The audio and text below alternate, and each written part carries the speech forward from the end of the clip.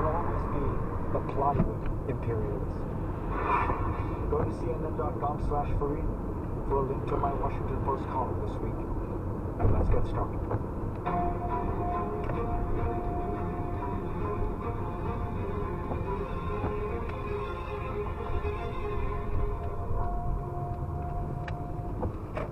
On August 11th of last year, the Pentagon was telling reporters that Kabul might fall in 90 days.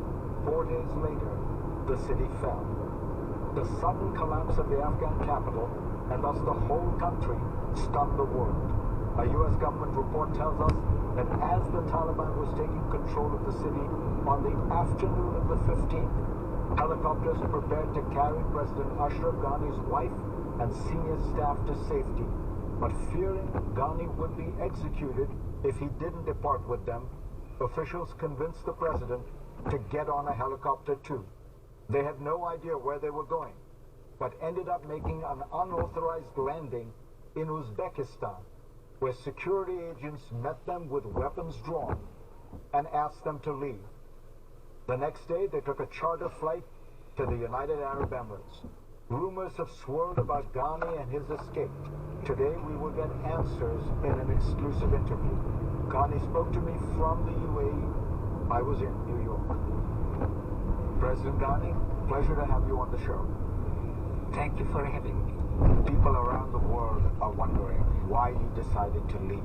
In May 2021, just months earlier, you gave an interview to Der Spiegel in which you said, and I'm going to quote you, "No power in the world could persuade me to get on a plane and leave this country. It is a country I love and I will die defending." But you did get on a plane and leave the country. Why? I did get on a plane because it became impossible to defend it. From the presidential ground, all the presidential protection force melted and put on civilian clothes. The Minister of Defense had left. I was ready to go to the Minister of Defense because he had called me that Kabul could not be defended, and I said, I'm going to come to the ministry. The ministry was empty. He was on a plane. I was the last to leave, and the reason I left was because I did not want to give the Taliban and their supporters the pleasure of yet again humiliating an Afghan president in making him sign over the legitimacy of the government. I've never been afraid.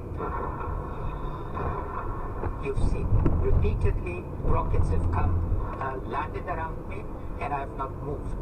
But to surrender and be humiliated